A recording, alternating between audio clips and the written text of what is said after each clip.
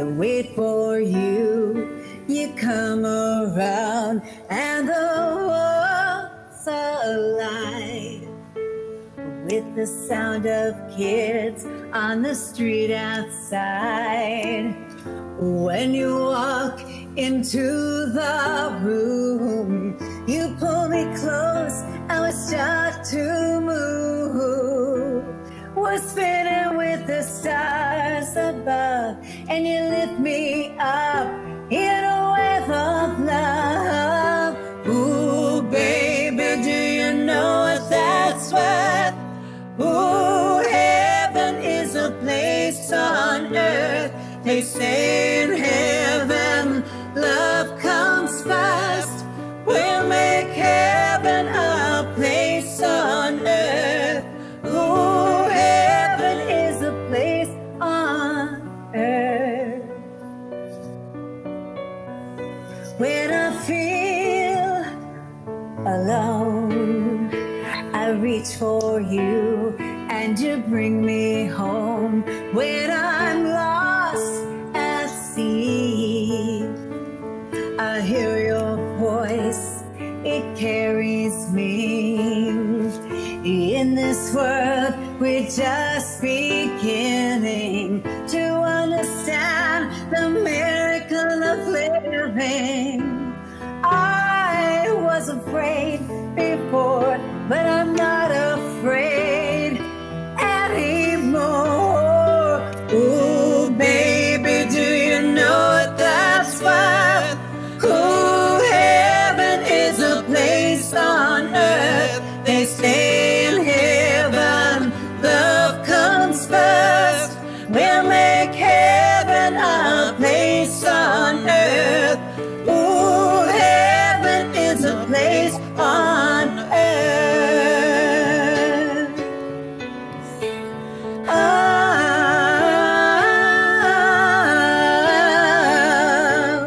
Heaven.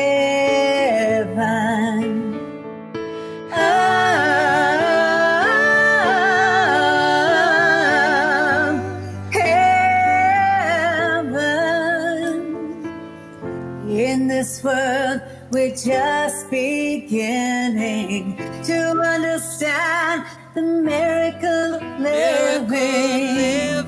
I was afraid before, but I'm not afraid anymore. Ooh, baby, do you know what that's worth? Ooh, heaven is a place on earth. They say in heaven, love comes first. We'll make heaven a place on earth. Ooh, heaven is a place on earth. Ooh, heaven is a place on earth.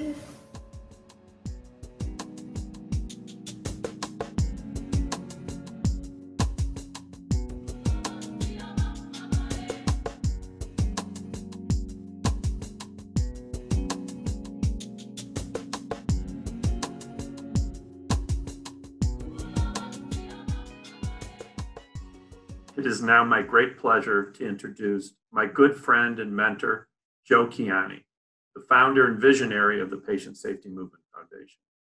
Joe and his wife, Sarah, have dedicated their lives to making care safer for all patients.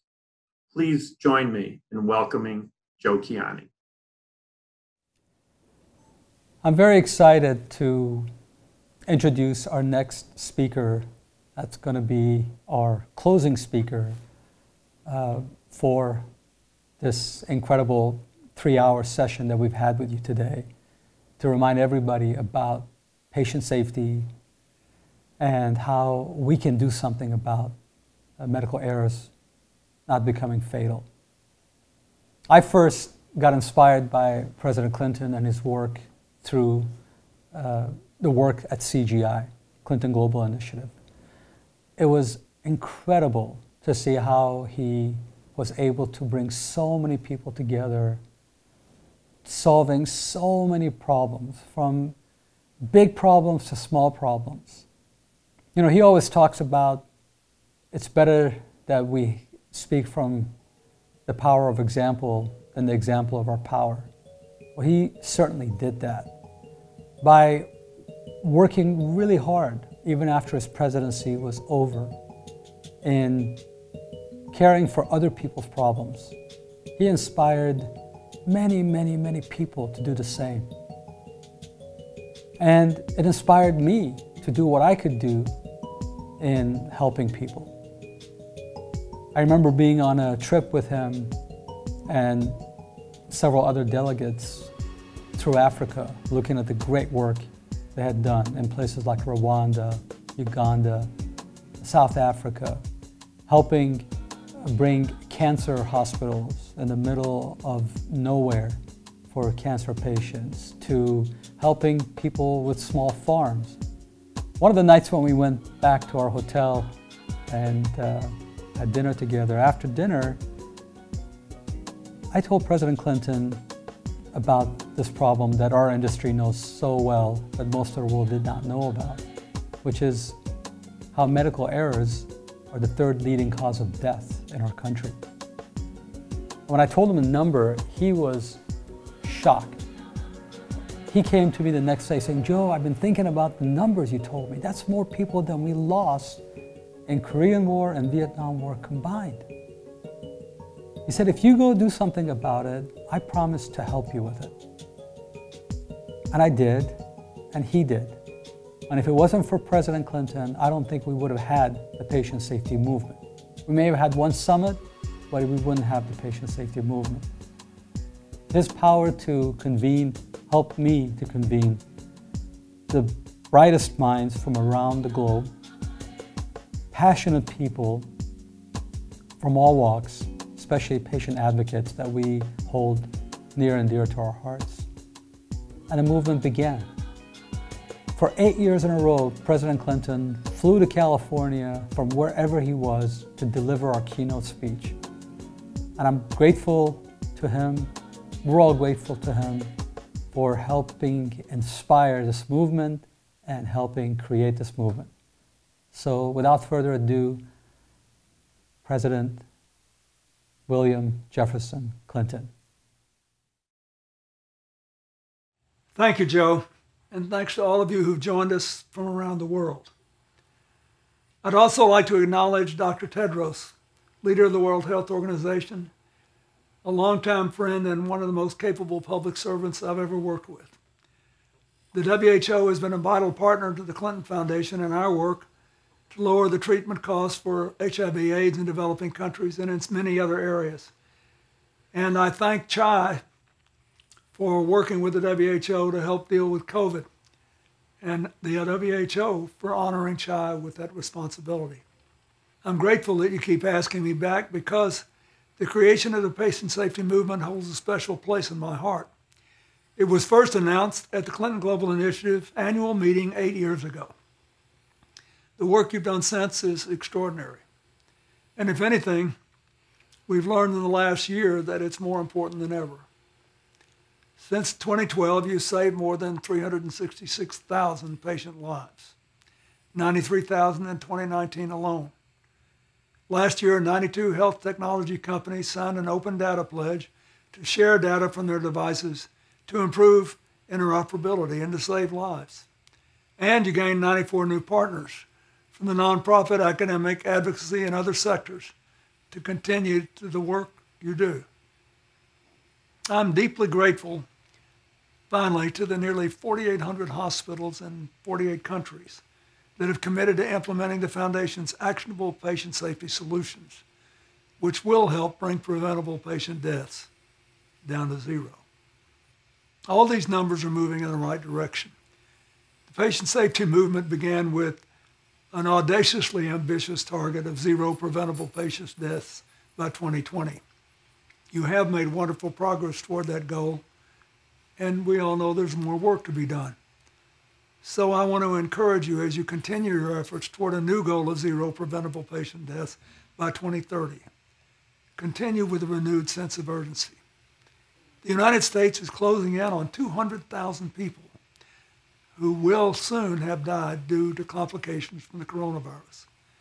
many of them healthcare workers themselves. It's safe to assume that many people who never considered the issue of patient safety before 2020 are devastatingly aware of it now. This is not simply an academic issue anymore. It never has been. It's deeply human and personal to all the people who've lost loved ones. Preventable patient deaths can be the result of any number of causes: flawed systems, technology, human error.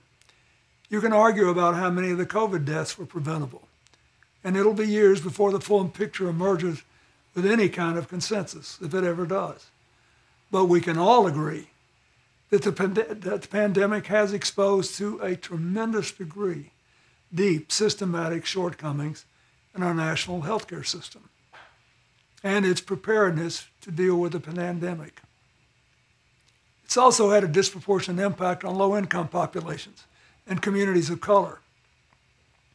In the spring, we watched as hospitals became overwhelmed with COVID patients, and doctors and nurses tried to figure out how to effectively treat them, even as they faced critical supply shortages and dealt with a new and rapidly evolving illness hardly anyone knew anything about. Healthcare professionals have been rightfully lauded as heroes for their efforts responding to these challenges. But we have to do more. We need policies and processes in place to address the shortcomings that lead to preventable deaths. One thing I've always appreciated about the patient safety movement is that it examines systematic failures without looking to assign blame. Its mission is to unite stakeholders from different areas of the healthcare landscape, from patients to clinicians, to hospital administrators, to equipment manufacturers, to policymakers, many of whom might otherwise find themselves disagreeing with one another, so that we can have an honest, productive conversation about ways to make the healthcare system better and safer for everyone. I said before, this organization is a poster child for how the world should operate. It's still the truth. I'll just give you an example from our work at the Clinton Foundation.